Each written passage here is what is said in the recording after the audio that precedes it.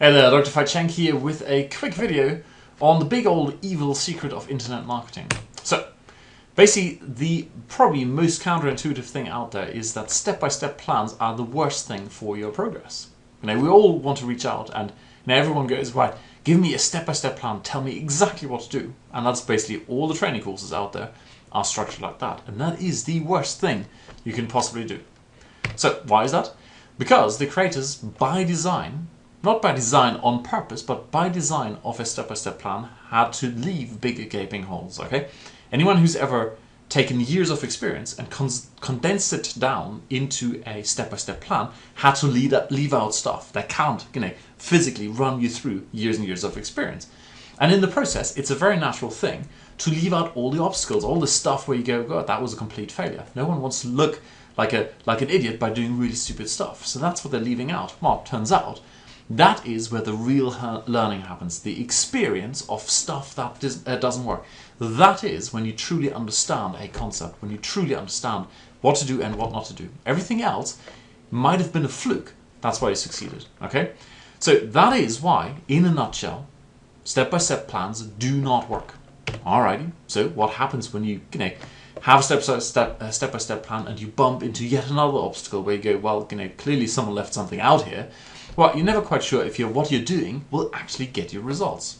And that is the biggest thing. People go, right, I'm sitting here and going, am I really going to invest my time and energy into doing this? Because at the end of the day, based on my experience with all these other step-by-step plans, is it actually going to give me results? And the end result of all of this is that, well, basically, you do it, lots of other people do it, I do it, I still do it with various things. Start lots and finish few. And the big problem is that you're doing this whilst beating yourself up and looking for a magic cure for procrastination. Procrastination is the big one, and most people beat themselves up, gently helped along by lots of gurus who go, haha, you clearly didn't have it. You don't have the desire to make it. And that's complete and utter BS. I'm pretty sure you have the desire to make this work. The question is, why is it not working? Turns out it has nothing to do with procrastination, and this is the brilliant news, fear of failure or fear of success. Those things, look, everyone has fear of failure. Bloody hell, if I'm standing on the balcony out there and I look down, I'm scared. I don't want to fall off. That's maybe an extreme example, but fear of failure is built in. It's part of our human makeup. We're afraid of stuff. And, my kids have geckos. They are like the ultimate fear of failure machines. They live under a rock all day long, and when no one is looking, they might come out and snatch a little fly or something, and that's it. Fear of failure and fear of success are totally built in, but the whole personal development world, industry, tells you, you need to have aha moments and insights and overcome your fear of failure. Once again, total BS. So, what you need is one thing, and that is the good old eureka moment, or another way of saying is, this stuff works.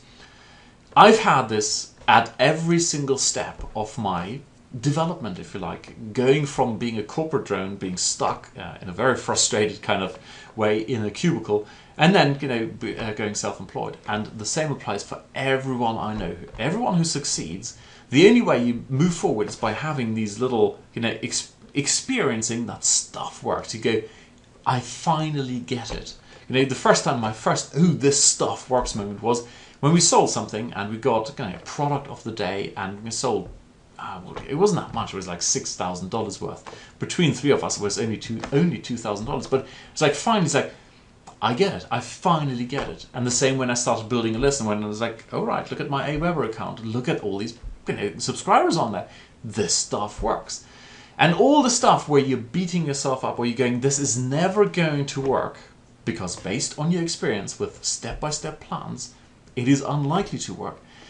You kind of have to overcome that thing and get to the point where you just go and do it, and you see it in front of your own eyes and go, wow, this stuff works. And that is exactly what experience.im is all about. All right? We are looking at things like traffic.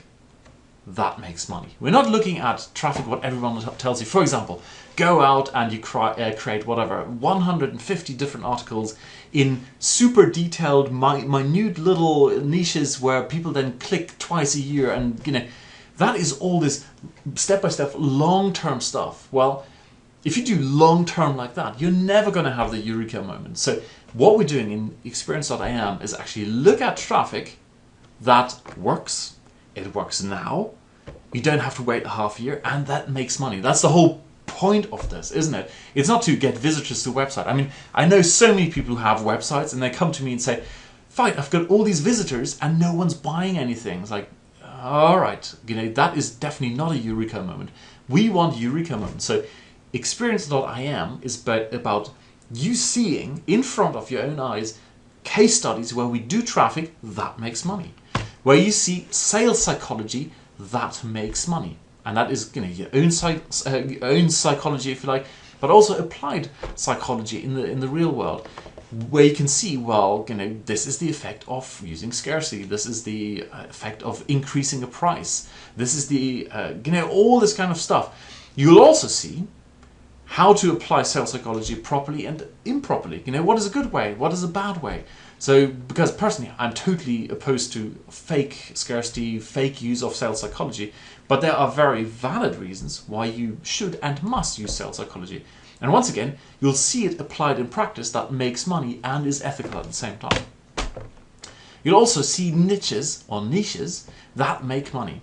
I'm so fed up with all these examples where people create a step-by-step plan and make this abstract thing where they go, well, here's a niche in how to grow giant tomatoes.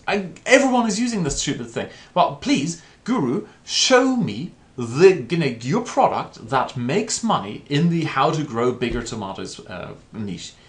Fine, then I'll go along with it. But until you can do that, forget about it.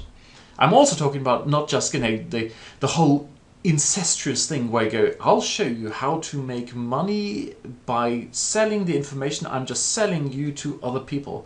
Like, you go on Facebook and someone says, look, I'm generating traffic here to a product that shows you how to generate traffic, and then you sell that to other people. It's like, no, real niches, real products, solving real problems, providing real value.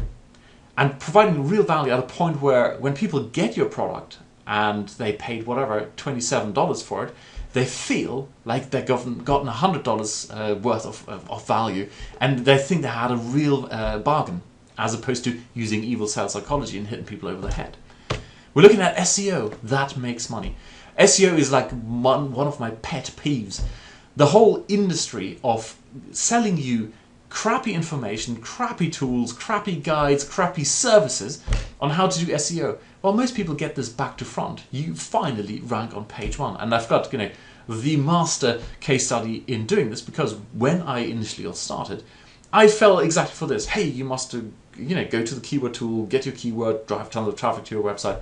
And it was total and utter failure because I had tons of traffic, page 1 ranking, and no one bought anything. So how do you do SEO properly that makes money? Once again, do it very quickly, do it effectively, and you'll see it in front of your own eyes. And then you'll know when to do SEO, namely at the end of this whole process of developing your product or sales funnel, but also how to do it properly then. Which brings us, of course, to sales funnels that make money. Right? A lot of people go, well, I've got one product, I want to sell it. A lot of people get roped into the, let's set up an Amazon review site and never make any money with it, or the 4% off, next to nothing. Once again, sales funnel that makes money. And what I'm talking about here is either as an affiliate or your own product, or even as an affiliate for Amazon. You can turn all of these into beautiful sales funnels. You have to see it in front of your own eyes to finally go, oh, I finally get it. And I have those dough moments every single day. I go and finally get it. It's like talking to friends and go, how about you try this? And I finally get it. So, split testing. I know there are boring subjects or scary subjects. How do you actually do split testing? Until I got this, it was just like, yeah, it's the theory of split testing and must do it, and I really should be doing it, but how do I do it in practice? You don't even need to faff around with Google Optimizer and all that kind of stuff anymore. There are such simple tools these days where you just go click, click, click, thank you very much. Of course, split testing only makes sense once you've got the right type of traffic coming to your site. So we're doing all of these things integrated. So you see, this is how traffic works. This is how split testing works. This is how I apply it in my own business. in a way that actually makes money. And when you do that, you follow these case studies, you implement them yourself, you play with them. The beauty is you don't need a giant step-by-step program. You don't need to have this distant goal where you go, right, I need to do all of this first and then I can experience something. No, you can take each of these things, go implement it, and have that eureka moment. And you will have those eureka moments because that is the one thing that helps you overcome fear of failure, fear of success. It helps you overcome the whole procrastination thing. Now you've got a basis and go, that thing works, and I can now start building on it. And you'll also realize that you're overcomplicating things. Most people go into this like, well, okay, all the stuff didn't work, so clearly I'm not doing the right thing. That means I probably have to make it more complicated. And it turns out the opposite is true. You have to undercomplicate things. And you'll quickly see in the case studies we're doing inside experience.im that in general it is easier than you think. And that's that. So let me show you what you're getting inside